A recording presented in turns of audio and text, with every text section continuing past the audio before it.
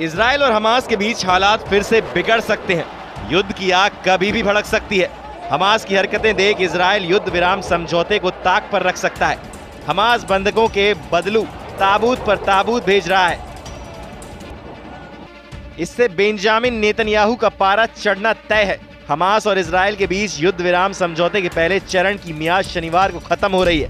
उससे पहले हमास ने इजराइल के 4 मरे हुए बंधकों के शव को सौंप दिया। इजराइल ने भी इसे कंफर्म किया है। दरअसल हमास ने इजराइल की ओर से सैकड़ों फिलिस्तीनी कैदियों को रिहा किए जाने के बदले में गुरुवार तड़के 4 बंधकों के शवों को रेड क्रॉस को सौंप दिया।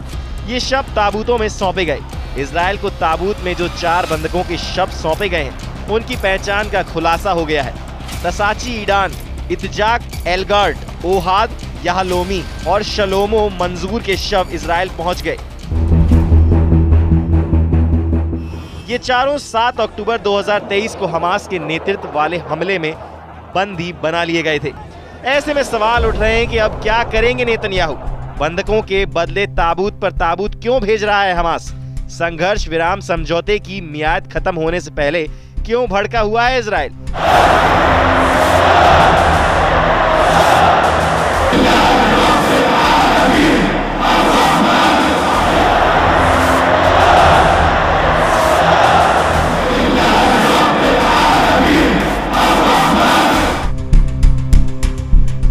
ताबूत में शव मिलने के बाद क्या अब बदला लेगा इजराइल?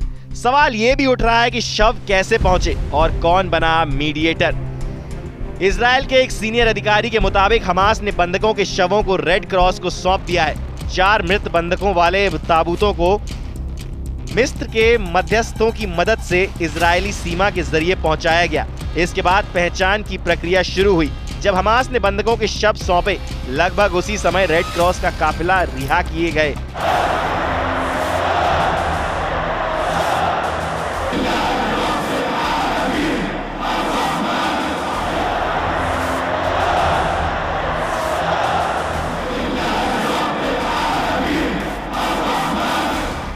कई दर्जन फिलिस्तीनी कैदियों को लेकर इजराइल की ओफर जेल से निकला। वेस्ट बैंक के बेतुनिया शहर में जयकारे लगाते परिवारों, दोस्तों और समर्थकों की भीड़ जमा हो गई, जो बस के आते ही उसकी एक झलक पाने के लिए धक्का मुक्की कर रहे थे। रिहा किए गए कैदियों का उनके शुभ चिंतकों ने स्वागत किया, उन्हें गले लगाया और तस्वीरें खींची। रिहा किए गए एक व्यक्ति ने विजय चिन्ह बनाया, उसे उसके समर्थकों ने कंधों पर उठा लिया और भीड़ ने अल्लाहू अकबर के नारे लगाए।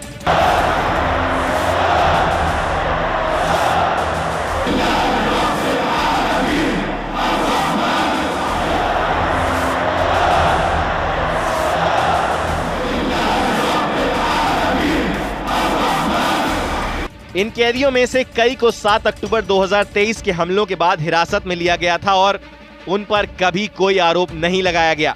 इससे पहले इजराइल को शनिवार को 600 से अधिक फिलिस्तीनी कैदियों को रिहा करना था, मगर उसने उससे पहले कहा कि सैकड़ों फिलिस्तीनी कैदियों की रिहाई तब तक नहीं की जाएगी जब तक कि गाजा में बंधक बनाकर रखे गए और लोगों की रिहाई सुनिश्चित नहीं हो जाती।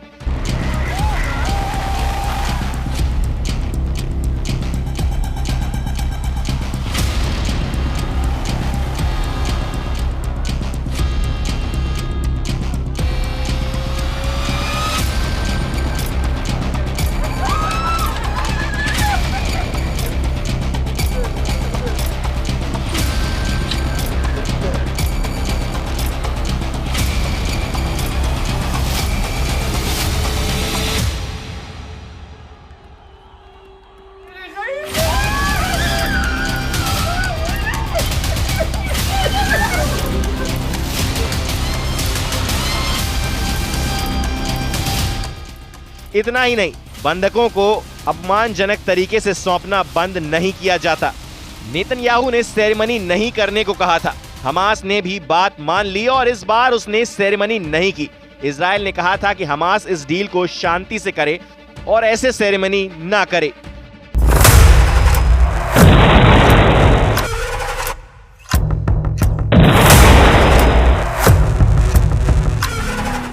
इजराइल और हमास के बीच ये अदला बदली रात में एक नाजुक संघर्ष विराम समझौते के तहत हुई। इस अदला बदली से इजराइल और हमास के बीच 42 दिवसीय संघर्ष विराम के तहत आखिरी अदला बदली की शुरुआत हुई है। यह समझौता इस हफ्ते के अंत यानी शनिवार को खत्म हो जाएगा।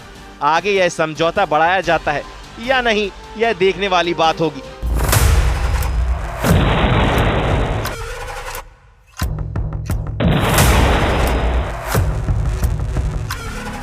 दोनों पक्षों को इस महीने की शुरुआत में युद्ध को स्थायी रूप से खत्म करने को लेकर बातचीत शुरू करनी थी, मगर यह स्पष्ट नहीं है कि क्या वे बातचीत शुरू हो गई है।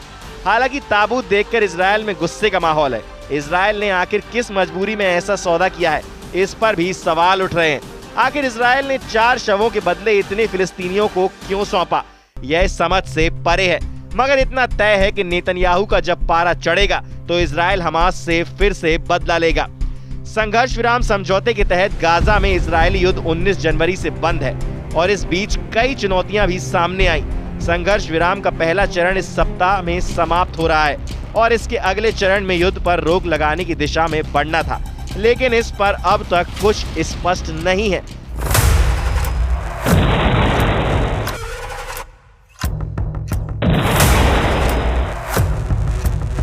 7 अक्टूबर के बाद हिरासत में लिए गए 467 फिलिस्तीनी भी गाजा लौटेंगे, जिनमें 43 नाबालिग और एक महिला भी शामिल है। अब आगे यह देखना दिलचस्प होगा कि इस सप्ताह संघर्ष विराम समाप्त होने के बाद इजराइल का क्या रुख होता है, जहां नेतन्याहू पर जंग दोबारा शुरू करने का दबाव बनाया जाता रहा है।